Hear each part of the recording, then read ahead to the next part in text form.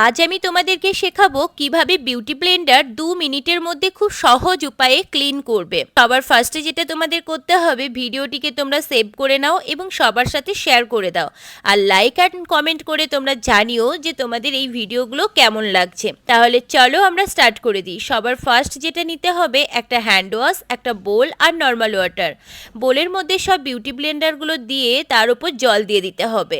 জল দেওয়ার পর হ্যান্ড ওয়াশটাকে দিয়ে দিতে হবে এবং হ্যান্ড ওয়াশটাকে দিয়ে বিউটি ব্লেন্ডারগুলো সবগুলোকে ভিজিয়ে নিতে হবে। তারপরে এক এক করে বিউটি ব্লেন্ডারের ওপর হ্যান্ড ওয়াশ দিতে হবে আর ভালোভাবে টুইস্ট করতে হবে।